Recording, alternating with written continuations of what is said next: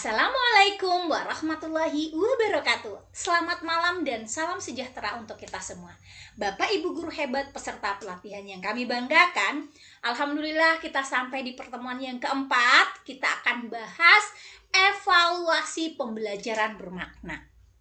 Jadi memang saat kita melakukan pembelajaran, pasti tentunya harus ada evaluasi. Bagaimana sih proses pembelajaran yang sudah kita lakukan? Ya, karena kita lagi membahas nih tentang pembelajaran bermakna, so pasti kita melakukan evaluasi pembelajaran bermakna dong, ya. Apakah pembelajaran bermakna yang kita terapkan itu sudah berjalan dengan baik, atau sejauh mana siswa itu bisa mencapai tujuan pembelajaran dengan kita terapkan pembelajaran bermakna ini, begitu kurang lebihnya. Jadi evaluasi pembelajaran bermakna itu merupakan proses bagaimana kita menilai sejauh mana si siswa-siswa kita sudah mencapai tujuan pembelajaran dan mereka bisa mengembangkan pemahaman mereka tentang materi yang sedang kita ajarkan. Jadi untuk penilaiannya sendiri itu berfokus pada kemampuan siswa menerapkan pengetahuan dan juga keterampilannya dalam konteks yang lebih berarti begitu, ya. Bukan hanya sekedar mengingat fakta atau mungkin sekedar mengingat prosedur tertentu begitu. Tapi bagaimana pemahaman ini memang benar-benar lebih mendalam, lebih berarti, mereka lebih luas lah gitu, lebih dalam begitu ya. Dari itulah yang esensi dari pembelajaran bermakna. Jadi tujuan kita melakukan evaluasi pembelajaran bermakna tidak lain dan tidak bukan adalah ingin mengidentifikasi apa saja kekuatan dan kelemahan siswa kita, serta nantinya kita akan memberikan umpan balik yang konstruktif tentunya kepada peserta didik kita dan akan memandu proses pembelajaran selanjutnya begitu. Jadi dari hasil evaluasi kita, tentunya nanti kita ingin membuat sebuah perbaikan. Kalau dirasa masih kurang efektif atau mungkin ada area-area yang perlu dikembangkan. Memang setiap sebuah program atau sebuah kegiatan pastinya ada sisi positif, sisi negatif, kekuatan, kelemahan yang sudah kita lakukan. Walaupun kita ngerasanya nih udah berhasil begitu, tapi mungkin untuk perbaikan lebih baik lagi, kita masih bisa melihat area-area mungkin yang masih terlewatkan oleh kita yang perlu kita perbaiki ke depannya. Supaya layanan yang kita berikan ke depannya itu lebih baik. Proses pembelajaran bermakna yang kita sajikan itu lebih baik di masa yang akan datang. Jadi itu tadi ya tujuannya untuk mengukur ya sejauh mana peserta didik kita memahami konsep yang sudah kita terapkan lah seperti itu. Oke, baik Bapak Ibu. Kenapa evaluasi dalam pembelajaran bermakna ini menjadi penting? Karena dengan adanya evaluasi, ya, itu akan membantu kita dalam mengukur sejauh mana siswa memahami materi pelajaran. Kita juga akan bisa mengembangkan kemampuan berpikir kritis mereka. Selain itu juga, evaluasi ini akan berfungsi sebagai alat juga bagi Bapak Ibu untuk bisa memantau kemajuan belajar mereka. Ya, kita bisa mengidentifikasi kesulitan-kesulitan yang dihadapi siswa. Kemudian kalau kita sudah tahu nih kesulitan yang dihadapi siswa, tentunya sebagai guru yang baik kita akan bisa menciptakan strategi perbaikan seperti apa yang nantinya akan kita lakukan gitu supaya pembelajaran yang kita rancang, yang kita sajikan itu menjadi lebih baik lagi, menjadi lebih efektif lagi begitu. Kemudian untuk evaluasinya yang efektif tentunya di dalam pembelajaran bermakna ya, itu harus berfokus atau harus kita rancang itu secara menyeluruh gitu ya. Bagaimana proses belajar siswanya, tidak hanya di pelaksanaan pembelajaran, tapi di tahap persiapannya, tahap pelaksanaan pembelajaran, kemudian media yang kita berikan itu juga harus kita evaluasi ya, seperti itu. Jadi evaluasi tadi mencakup pemahaman konseptual mereka, sikap mereka, keterampilan-keterampilan yang akan dan nilai-nilai yang akan diperoleh oleh siswa begitu. Jadi memang evaluasi ini harus bisa menyeluruh seperti itu. Jadi dan evaluasi yang kita berikan harusnya bisa memberikan umpan balik yang konstruktif kepada peserta didik kita, dan umpan balik yang kita berikan ini nantinya bisa membantu mereka dalam meningkatkan pemahaman mereka dan keterampilan mereka tentunya di dalam proses pembelajaran begitu. Ada beberapa prinsip evaluasi dalam pembelajaran yang bermakna. Yang pertama, harus berfokus pada pemahaman konseptual. Jadi evaluasi yang kita lakukan itu harus mengukur pemahaman konseptual siswa. Jangan hanya mengukur hafalan mereka saja, tapi harus fokus bagaimana siswa tadi bisa menerapkan konsep yang sudah mereka pelajari di dalam situasi nyata atau di dalam situasi barunya. Jadi kita harus bisa memastikan bahwa pertanyaan evaluasi itu menantang bagi siswa untuk mereka berpikir kritis dan juga kreatif seperti itu. Kemudian prinsip yang kedua itu adalah menekankan proses belajar, di mana evaluasi yang kita rancang itu harus melihat bagaimana prosesnya, ya, bukan hanya hasil akhirnya, tapi bagaimana proses pembelajaran itu dirancang sehingga bisa benar-benar kita tahu, oh, pelaksanaan pembelajaran kita ini berhasil atau belum, begitu. Atau yang mana yang sudah baik, mana yang perlu perbaikan. Kemudian bagaimana siswa belajar dan bagaimana mereka menggunakan pengetahuan dan pemahamannya, ini juga menjadi fokus pada kita penilaian atau evaluasi pembelajaran bermakna. Jadi memang evaluasi yang kita rancang harus mencerminkan bagaimana siswa belajar, bukan hanya tentang apa yang sudah mereka pelajari atau bagaimana hasil yang sudah mereka pelajari, tapi prosesnya itu juga harus kita nilai, harus kita evaluasi. Ada beberapa teknik dalam penilaian autentik di dalam pembelajaran bermakna. Yang pertama itu adalah penilaian berbasis realita atau penilaian autentik begitu.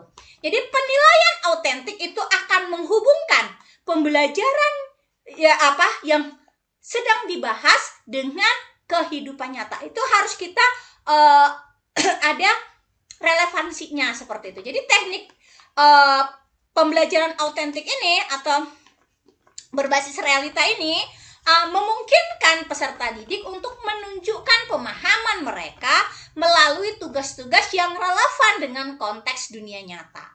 Jadi memang penelitian autentik ini bisa membantu siswa membangun keterampilan yang dapat diterapkan dalam berbagai situasi.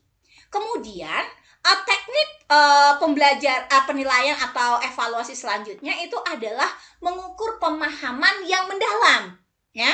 Tidak hanya pemahaman saja, tapi pemahaman yang mendalam, karena kita melakukan pembelajaran yang bermakna. Penilaian autentik itu menekankan pada pemahaman konseptual dan keterampilan berpikir tingkat tinggi untuk menyelesaikan masalah dunia nyata. Teknik ini juga akan mendorong siswa di dalam pengukuran pemahaman mendalam tadi, ya, juga mendorong siswa untuk menerapkan pengetahuan mereka dalam situasi yang kompleks. Jadi kalau untuk situasi yang kompleks itu sudah mengukur pemahaman yang mendalam, gitu ya, kompleks dan menantang tentunya. Penilaian untuk mengukur pemahaman dan yang mendalam ini akan membantu siswa untuk menunjukkan kemampuan mereka di dalam memecahkan masalah. Bagaimana mereka akan berpikir, bernalar kritis, kemudian bagaimana mereka harus bisa mengkomunikasikan ide-ide mereka dalam pemecahan masalahnya ini. Yang tadi karena masalahnya kompleks dan menantang begitu, ya. Kan tentunya ada ide-ide kreatif juga tentunya di sana untuk bisa menyelesaikan atau permasalahan tersebut. Itu tadi. Yang kedua adalah teknik mengukur pemahaman yang mendalam. Tidak hanya sekedar menyelesaikan masalah nyata, tapi bagaimana masalah-masalah itu kita kemas menjadi sebuah kita kemas dalam situasi yang kompleks dan menantang. Kemudian yang ketiga adalah teknik untuk mengukur keterlibatan siswa. Ya, keterlibatan aktif siswa. Jadi penilaian autentik itu melibatkan siswa aktif dalam proses pembelajaran. Sehingga teknik ini akan mendorong siswa untuk bertanggung jawab atas pembelajaran mereka sendiri. Jadi penilaian ini akan memberikan kesempatan kepada peserta didik kita untuk menunjukkan kreativitas mereka, kerjasama mereka, dan kemampuan mereka dalam pemecahan masalah. Jadi kan terlibat aktif begitu. Jadi penilaian autentik ini akan ketiga-tiganya itu akan terukur begitu.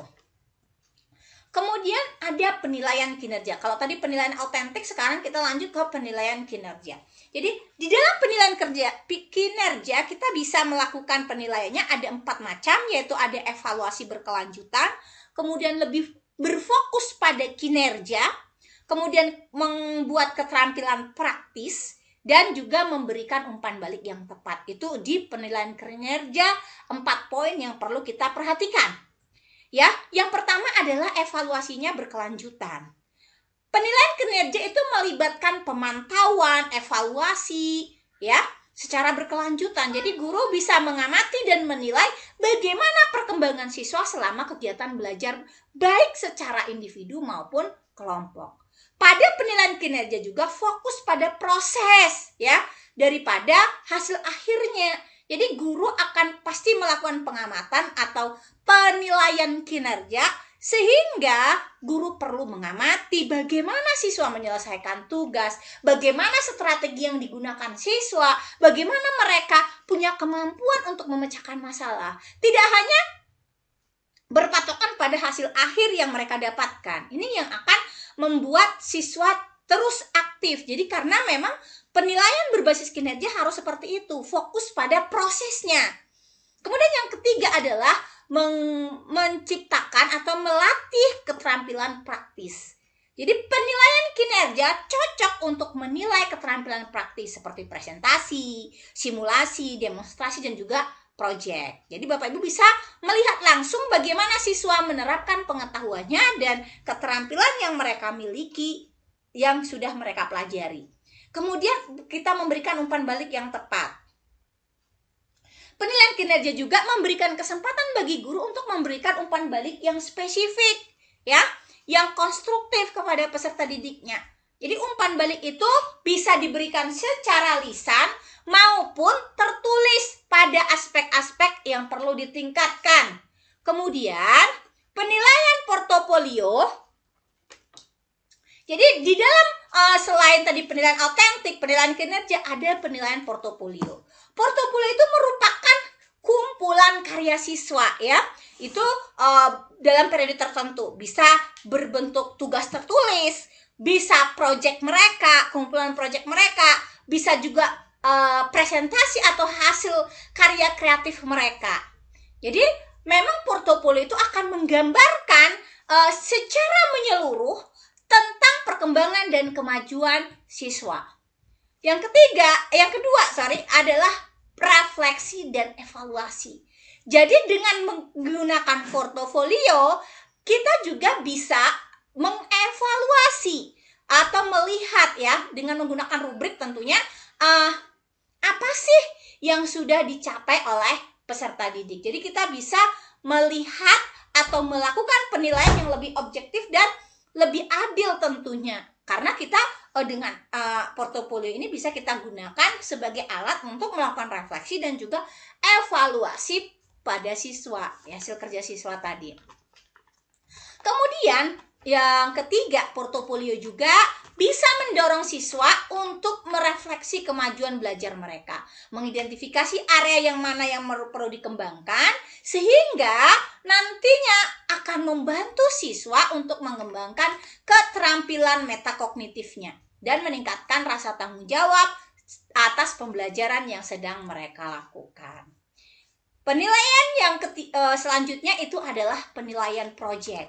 Jadi penilaian proyek merupakan penilaian yang mendorong siswa untuk menerapkan pengetahuan dan keterampilan yang mereka miliki dalam situasi nyata. Jadi siswa bisa bekerja secara mandiri, proyek mandiri kan ada, dan bisa mereka juga melakukan proyek secara berkelompok gitu. Untuk menyelesaikan tugas-tugas yang kompleks dan bermakna tentunya. Kemudian di dalam proyek ini juga akan mengembangkan keterampilan, ya, keterampilan penting abad 21 seperti critical thinking, kolaborasi, komunikasi, pemecahan masalah gitu. Jadi yang selanjutnya adalah pengalaman belajar. Jadi penilaian proyek memberikan pengalaman belajar yang menarik dan tentunya memotivasi. Jadi siswa yang memilih topik yang menarik bagi mereka itu bisa menggunakan berbagai sumber daya yang ada untuk menyelesaikan proyek mereka.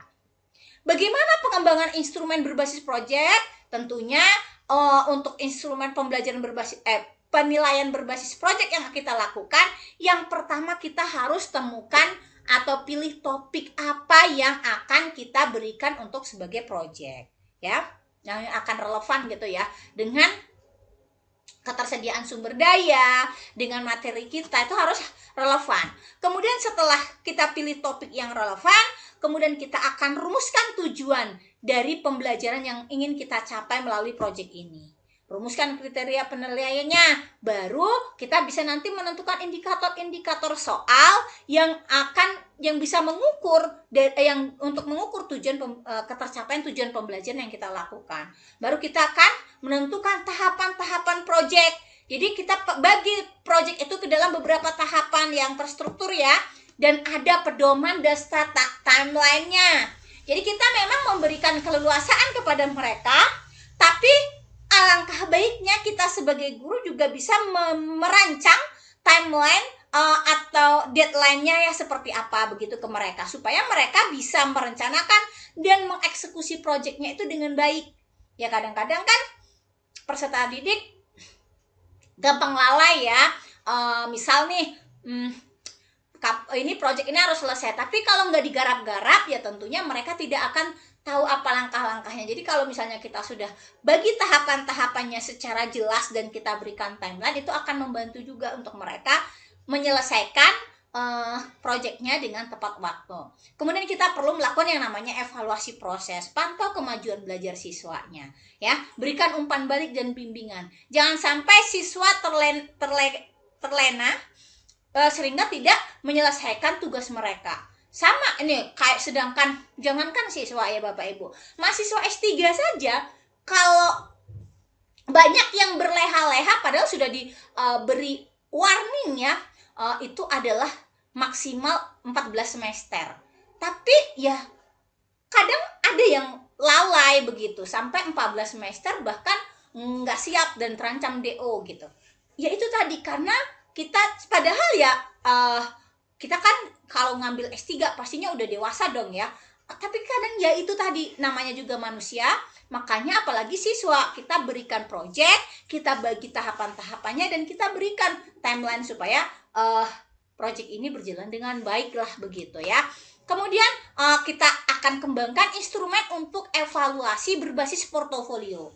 Ini yang kadang kita bertanya-tanya seperti apa sih evaluasi atau instrumen evaluasi untuk portofolio. Jadi kita bisa yang pertama untuk menentukan instrumennya, tentukan tujuannya.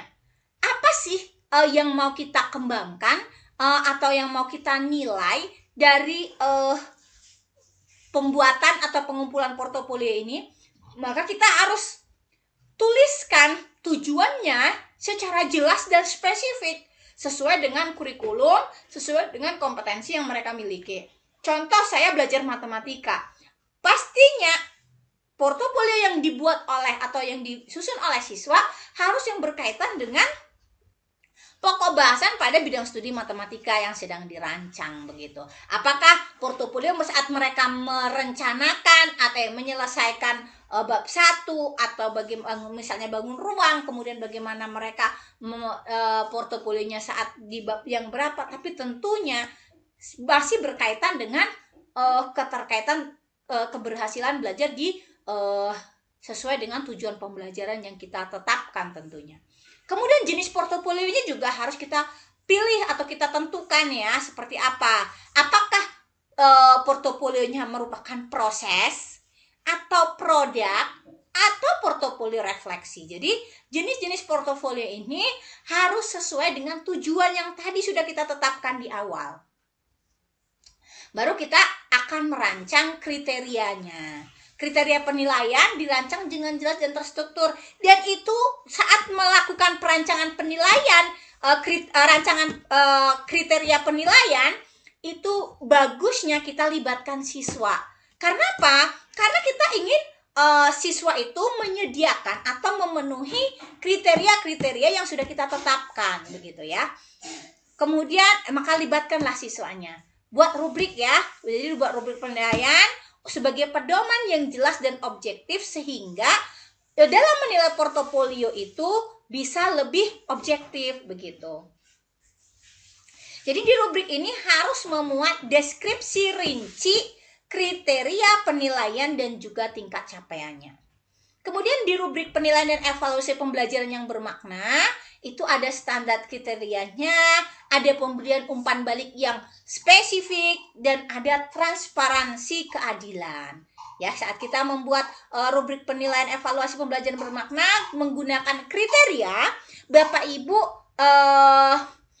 yang namanya rubrik penilaian itu merupakan alat penting ya dalam penilaian pembelajaran bermakna. Karena rubrik ini merupakan standar atau kriteria penilaian yang jelas untuk setiap aspek pembelajaran. Jadi dengan rubrik ini bisa membantu Bapak Ibu untuk memberikan penilaian yang lebih objektif dan adil. Bukan hanya si A nilainya sekian, si B nilainya sekian, tapi kita harus ada pedoman penilaiannya begitu. Kemudian untuk umpan balik yang spesifik, dari rubrik yang sudah kita buat tadi, kita bisa memberikan memudahkan kita untuk memberikan umpan balik yang spesifik dan terarah. Karena dengan menggunakan rubrik, Bapak Ibu bisa mengidentifikasi mana nih yang sudah berhasil, mana yang mungkin masih perlu diperbaiki, saran seperti apa yang bisa kita berikan yang sifatnya konstruktif, yang sifatnya membangun untuk ke depan bisa diperbaiki lagi oleh peserta didik kita. Kemudian di dalam melakukan rubrik penilaian, Bapak Ibu juga harus memberikan penilaian secara transparan dan berkeadilan, ya. Karena memang siswa harus memahami dengan jelas apa yang diharapkan dari mereka. Bagaimana mereka nanti akan dinilai. Jadi mereka bisa mempersiapkan diri semaksimal mungkin untuk mendapatkan penilaian yang maksimal begitu. Kemudian umpan balik konstruktif itu berarti kita memberikan umpan balik yang baik dan juga spesifik. Karena memang umpan balik ini sering kita sebut dengan umpan balik yang positif. Artinya umpan balik yang kita berikan memang memberikan sebuah aura positif yang kita berikan kepada peserta didik. Maka untuk memberikan umpan balik yang positif, Bapak Ibu mulailah dari capaian yang sudah atau kelebihan yang sudah dicapai oleh peserta didik kita. Maka di dalam pemberian umpan balik ya harus jelas fokus pada aspek apa yang sudah baik dari kinerja siswa kita gitu ya. Jangan kita berikan umpan balik yang sifatnya umum, dan tadi mulai dari sisi positif. Kalaupun nanti kita ingin membuat sebuah berfokus pada perbaikan, tapi umpan balik positifnya dulu berikan supaya mereka lebih maksudnya lebih bahagialah, ada pengakuan terhadap kemampuan yang mereka miliki. Baru nanti kita bisa berikan apa sih sebenarnya yang harus mereka lakukan untuk meningkatkan kinerja mereka di masa yang akan datang. Kemudian tadi ya, ini gunakan bahasa yang positif ya, bukan bahasa yang kasar atau menghakimi tadi. Kemudian berikan contoh. Itu baru jelas. Jadi contoh yang spesifik ya tentang apa yang harus dilakukan. Jadi jangan umum tadi. Oke, baru kita harus bisa menjaga objektivitas dalam pemberian umpan balik. Hindari bias pribadi ya. Kemudian harus berfokus pada data, komunikasikan secara jelas. Jangan kita memberikan umpan balik yang karena ada ego tersendiri, ada bias pribadi, ya kecenderungan untuk menyukai atau tidak menyukai peserta didik kita. Karena saya suka sama si A, maka saya kasih umpan balik yang baik-baiknya saja. Karena saya nggak suka sama si B, kita nggak berikannya secara tapi kita berbasis perasaan, itu nggak boleh. Jadi hindari bias pribadi. Kemudian harus fokus pada data. Kita memberikan penilaian ya sesuai dengan nilai yang ada, sesuai dengan data dan fakta yang sebenarnya. Jadi kita harus menggunakan data yang objektif. Kemudian komunikasikan dengan jelas umpan balik yang kita berikan, ya, dengan bahasa yang baik, yang positif, jelas, spesifik, dan juga mudah dipahami. Oke, bagaimana indikator keberhasilan pembelajaran bermakna? Yang pertama, ada pengembangan keterampilan abad 21. Jadi kalau kita sudah bisa membangkitkan 4 keterampilan abad 21 pada peserta didik, berarti pelaksanaan pembelajaran bermakna yang kita lakukan sudah berhasil. Namun, kalau misalnya masih belum, berarti masih kurang. Nah, jadi artinya pembelajaran bermakna itu harusnya mendorong siswa untuk mengembangkan keterampilan abad 21-nya seperti komunikasi, kolaborasi, critical thinking, dan juga pemecahan masalah. Kemudian bisa meningkatkan motivasi belajar. Kalau kita mengklaim kita sudah melakukan pembelajaran bermakna, namun siswanya masih motivasi belajarnya masih rendah, hasil belajarnya masih kurang baik, itu berarti ada sesuatu yang masih perlu diperbaiki, ada kesalahan yang mungkin belum terjadi gitu ya. Jadi harus ada peningkatan dong Bapak Ibu, ya. Jangan stagnan atau bahkan malah menurun begitu. Oke, jadi selain tadi ya, indikator keberhasilannya adalah pengembangan keterampilan abad 21 dan peningkatan motivasi belajar. Pelaksanaan indikator pembelajaran bermakna juga dilihat dari keterlibatan aktif siswa. Bagaimana partisipasi aktif siswa dalam proses pembelajaran? Bagaimana siswa itu terlibat aktif dalam bertanya, berdiskusi, dan keterlibatan mereka dalam berkolaborasi itu juga menjadi salah satu merupakan indikator keberhasilan kita dalam melakukan pembelajaran bermakna. Kemudian ada peningkatan pemahaman konseptual siswa, itu juga merupakan indikator dari keberhasilan pembelajaran bermakna.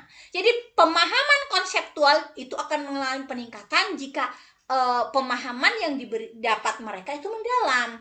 Jadi evaluasi pembelajaran bermakna akan mendorong siswa untuk memahami konsep secara mendalam. Tidak hanya hafalan, bukan hanya kulit-kulitnya saja, tapi sampai ke dalam-dalamnya. Kemudian juga keterampilan berpikir tingkat tingginya juga akan terbangun. Pemahaman yang lebih bermakna, ya, dengan mendorong siswa untuk menghubungkan konsep baru dengan konsep yang sudah mereka miliki, maka itu akan mendorong pemahaman yang lebih bermakna kepada peserta didik kita. Kemudian di kemampuan untuk berpikir kritis dan pemecahan masalah itu juga bisa membantu, yang salah satunya adalah bagaimana kita menganalisis dan mengevaluasi informasi. Jadi pelajaran yang bermakna itu mendorong siswa untuk berpikir kritis, menganalisis informasi dengan cermat. Siswa dilatih untuk mengidentifikasi asumsi dan juga sumber informasi yang kredibel. Kemudian kita dengan berpikir kritis, kemampuan berpikir kritis dan pemecahan masalah mereka akan terbiasa menyusun strategi pemecahan masalah, ya, dan juga mereka bisa lebih mengoptimalkan pengetahuan dan juga keterampilan mereka. Oke, baik. Jadi kita sekarang masuk ke pengembangan keterampilan abad 21.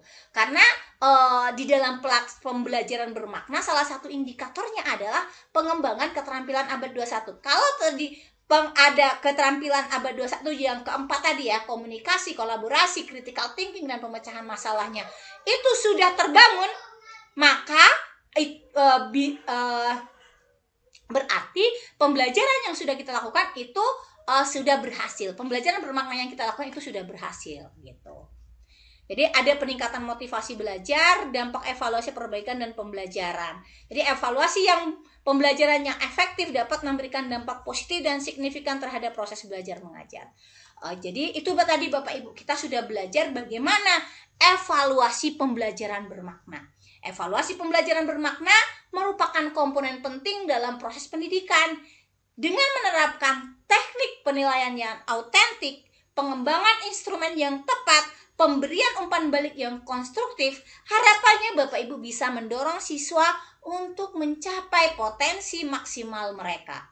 Jadi Bapak Ibu perlu melakukan refleksi pada proses evaluasi yang memungkinkan nantinya Bapak Ibu untuk mengidentifikasi daerah-daerah atau bagian-bagian yang mungkin perlu diperbaiki, dan Bapak Ibu bisa lebih lagi meningkatkan kualitas pembelajaran ya, supaya Bapak Ibu bisa membantu menciptakan lingkungan belajar yang positif dan juga bermakna bagi semua siswa. Itu saja yang bisa saya sampaikan pada kesempatan malam hari ini. Kurang lebih saya mohon maaf. Saya akhiri, wabillahi taufiq wal hidayah. Assalamualaikum warahmatullahi wabarakatuh.